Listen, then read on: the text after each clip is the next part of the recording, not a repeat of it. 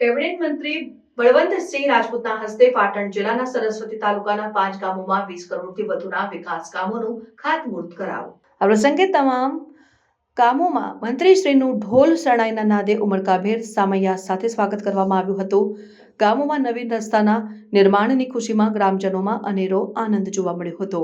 મંત્રીશ્રી બળવંતસિંહ રાજપૂતે આજરોજ મેસર પંચાયત ઓફિસથી કાતરા રોડને જોડતો માર્ગ ખોડાણા કલણિયાપુરા રોડ વાહણાથી નવા તરફનો તથા સરદારપુરા અરજણપુરા અને રઘુપુરા ને જોડતો રોડ મુનાથી નવા જિલ્લા હદ સુધીનો રોડ અને વાગડોદ ગામે હાઈવેથી વાગડોદ વાચલવા રોડને જોડતો મોહનપુરા લિંક રોડનો સ્થાનિક અગ્રણીઓની ઉપસ્થિતિમાં ખાતમુહૂર્ત કર્યું હતું। આ પ્રસંગે મંત્રી શ્રી બળવંતસિંહ રાજપૂતે જણાવ્યું હતું કે વિકાસનું કોઈ કામ આપણે બાકી રાખવાનું નથી।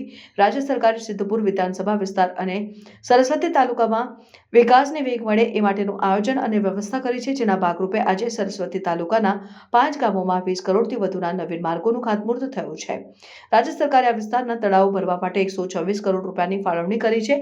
મંત્રીશ્રીએ પ્રધાનમંત્રી શ્રી નરેન્દ્રભાઈ મોદી અને રાજ્યના મુખ્યમંત્રી શ્રી ભૂપેન્દ્રભાઈ પટેલનો આભાર વ્યક્ત કરી આ વિસ્તારમાં વિકાસ કામોને વેગ મળશે અને પ્રજાની સુખાકારીમાં વધારો થશે એવો આશાવાદ વ્યક્ત કર્યો હતો। વિવિધ ગામોમાં ખાતમુહૂર્ત પ્રસંગે ગ્રામીણ સ્થાનિક આગેવાનો, માર્ગ મકાન વિભાગના અધિકારીશ્રીઓ, કર્મચારીશ્રીઓ, તમામ ગામોના સરપંચશ્રીઓ અને ગ્રામજનો મોટી સંખ્યામાં ઉપસ્થિત રહ્યા હતા।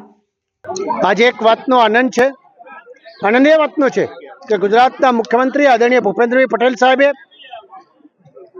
સિદ્ધપુર વિધાનસભામાં અને ખાસ કરીને સરસ્વતી તાલુકામાં જે અમારા વિસ્તારની અંદર વિકાસના કામો ઓછા થયા હતા અને ઝડપી વેગ મળે એ બાબતની વ્યવસ્થા કરી અને આજે 20 કરોડથી વધારે આ વિસ્તારની અંદર જોબ નંબર આપ્યા છે।